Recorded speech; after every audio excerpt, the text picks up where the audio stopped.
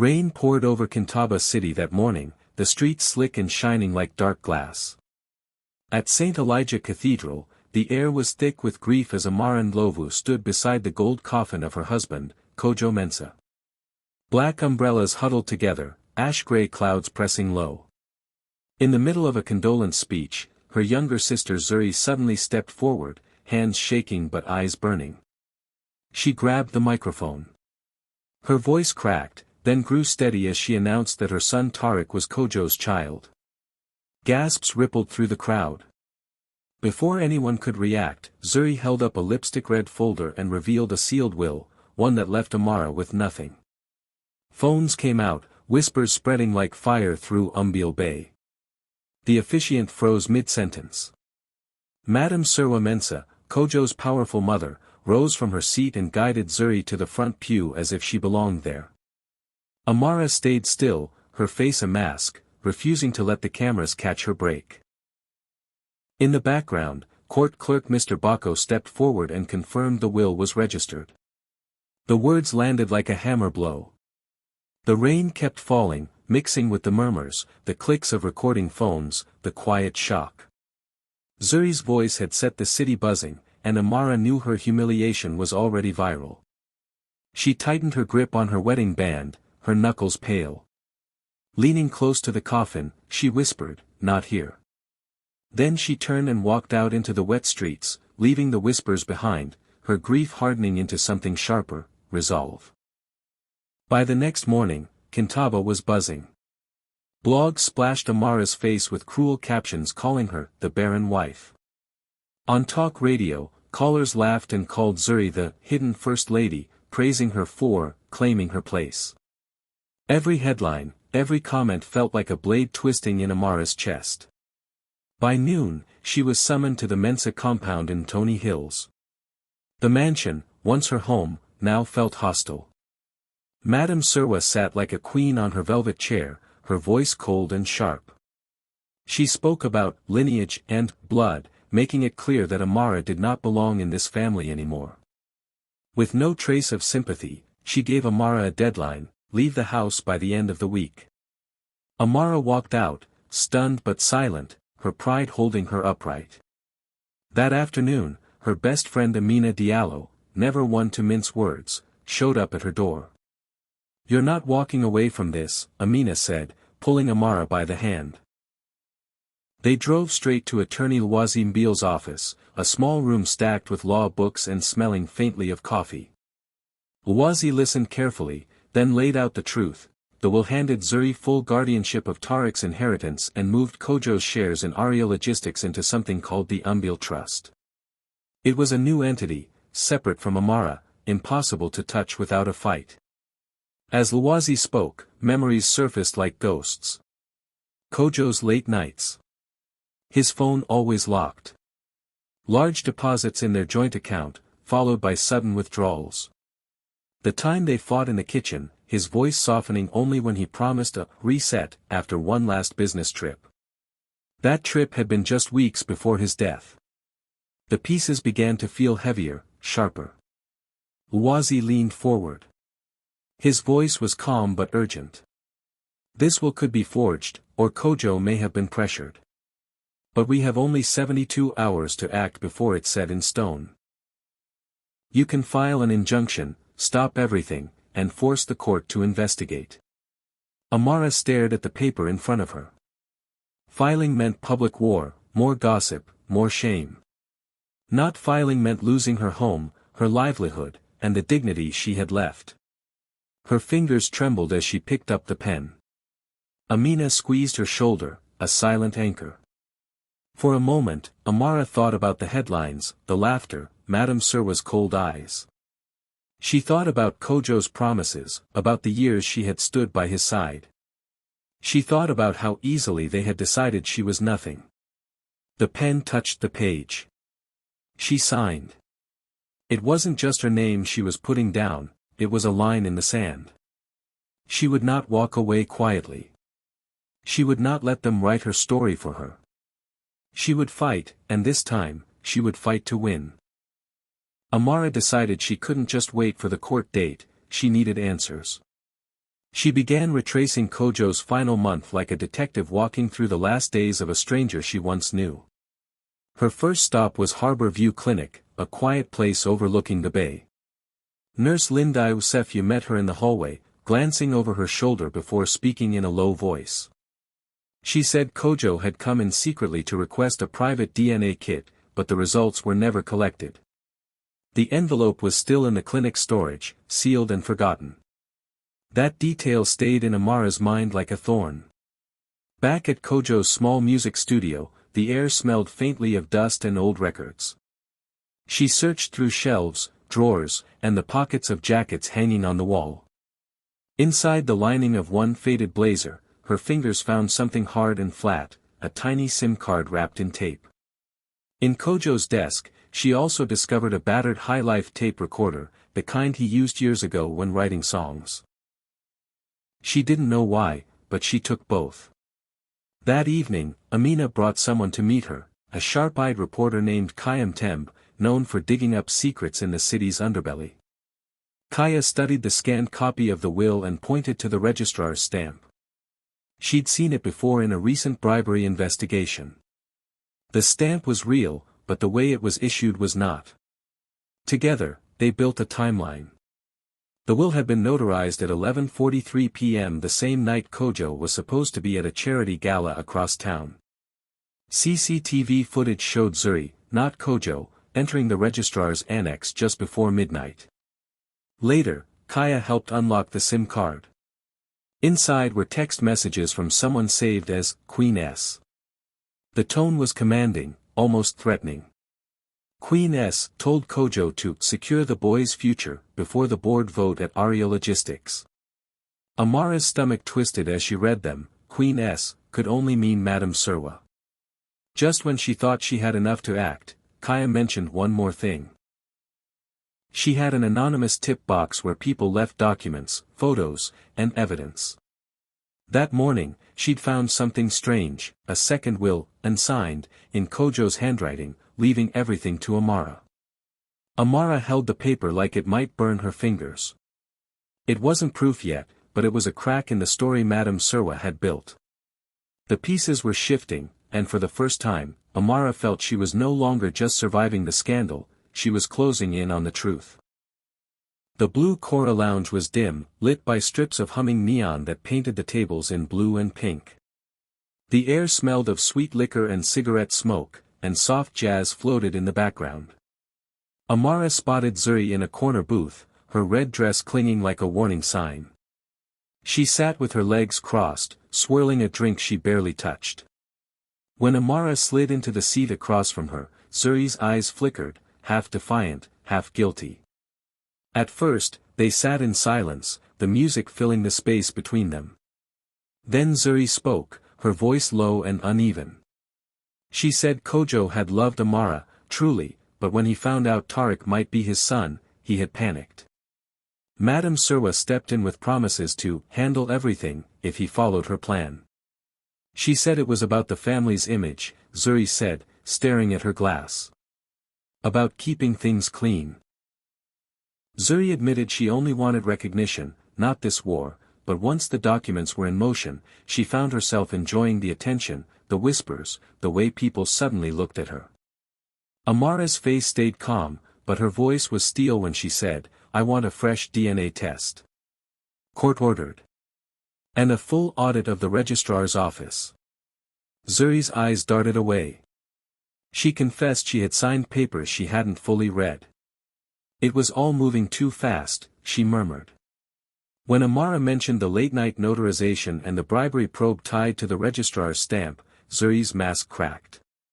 Her voice wavered as she warned Amara about crossing Madame Serwa. "You don't understand," she said. "It's not just social ruin. People get hurt when they go against her."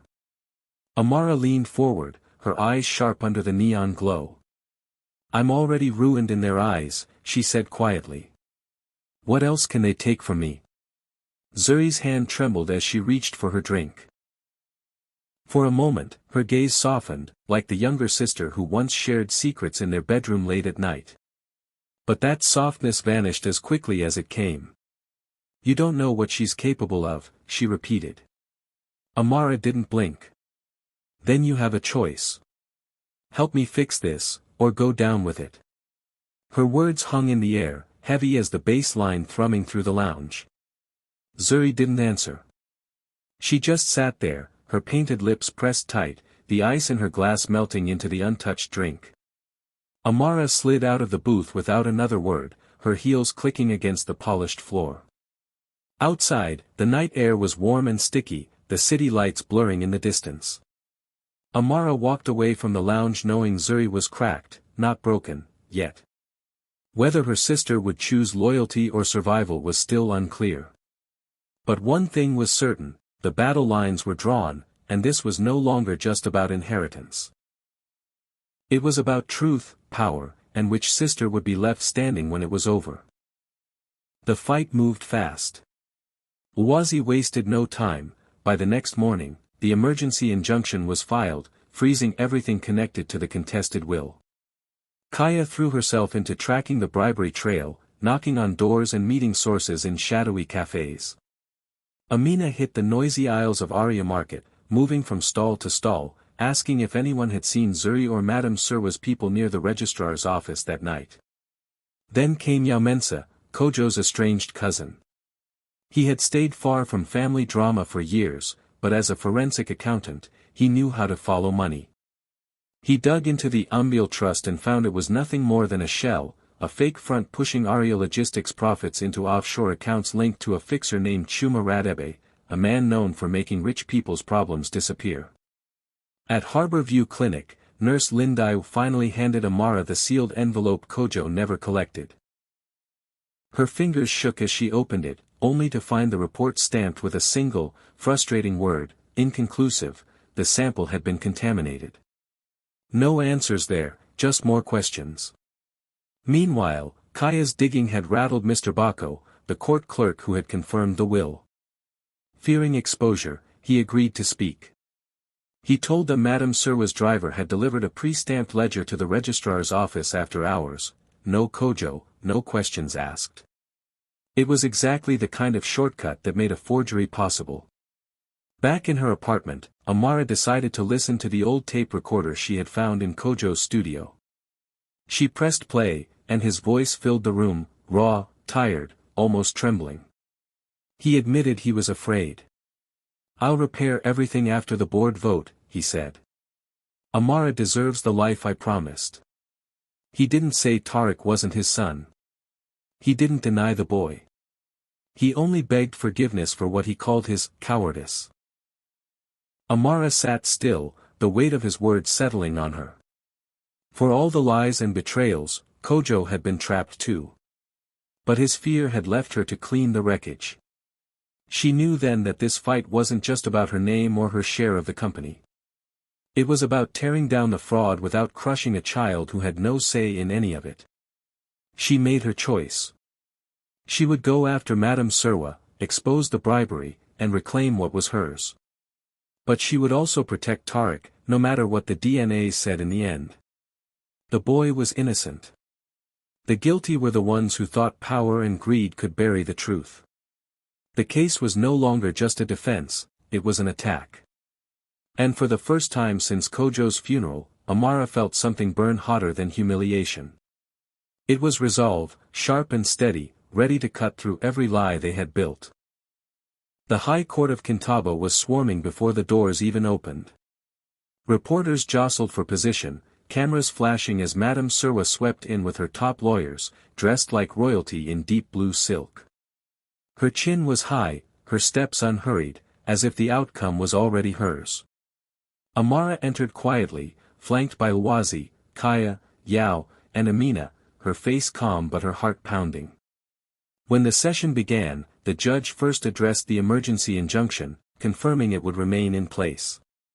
Then came the order for a court-controlled DNA test, collected and handled under strict chain of custody. The courtroom was so still you could hear the scratch of the clerk's pen. Hours later, the sealed results were delivered to the bench. The judge read them aloud. Tariq was Kojo's biological son. The gallery erupted, gasps, murmurs, flashes of phones. Amara closed her eyes for a moment, then opened them steady. The result changed nothing about the fraud. This was still about justice. Kaya and Yao took the stand, laying out the evidence. They showed the registrar's bribe logs, the suspicious after-hours stamp, and the web of offshore accounts tied to the Umbil Trust. Mr. Bako followed, voice shaking but firm, testifying that Madame Surwa's driver delivered a pre-stamped ledger when the office was closed. Nurse Lindai explained how the first DNA sample was compromised, making the clinic's report worthless. Finally, the unsigned will, leaving everything to Amara, was presented. A handwriting expert confirmed it was Kojo's. The air in the courtroom shifted, even Madame Surwa's lawyers shifted in their seats. Under the weight of evidence, Zuri began to crack. Her hands twisted in her lap, her voice breaking as she admitted Madame Surwa had planned everything. The will's timing was deliberate, meant to cut Amara out before the Arya Logistics Board vote. She said she had been swept up in it, but the damage was done. The judge's ruling came swift and sharp. The contested will was nullified. The registrar's office would face a full investigation, and the bribe case was referred for prosecution. Amara was restored as the primary heir, pending final probate. But the court also ordered a supervised trust for Tariq's upbringing, ensuring the boy's inheritance was safe from any more family schemes. As the gavel fell, the room buzzed with the sense of a chapter closing and another opening.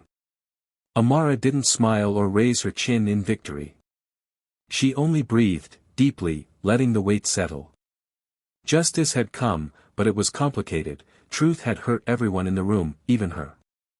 She rose, meeting Madame Surwa's glare with quiet strength, then walked out into the crowd of flashing cameras. The fight was over, but the rebuilding had just begun. And this time, it would be on her terms. In the weeks that followed the court's decision, Amara made it clear she would not punish Tariq for the sins of the adults around him. She announced the creation of the Kojo Mensa Scholarship Fund, a program to help bright children in Kintaba get the education Kojo once dreamed of funding. For Tariq, she established a transparent trust for his upbringing, managed by a neutral professional, no control from Zuri, no influence from Madame Surwa. Madame Surwa's fall was swift. The charges against her made headlines, and the once feared matriarch became a figure of whispered pity. Zuri, stripped of her sudden fame, came quietly to Amara, offering to testify against the registrar network. Her tone was different now, not defiant, but weary, and maybe ready to make amends. Amara moved back into the Mtoni Hills house, not as the barren wife they once mocked, but as a woman stepping into her late husband's business with clear eyes. Yao guided her through the complex web of Arya Logistics, while Amina stood at her side, reminding her to lead with both strategy and courage. One golden afternoon, Amara stood on the sunlit balconies of Arya Market, the city alive beneath her. She removed her wedding band, feeling its familiar weight one last time, and placed it beside Kojo's old tape recorder.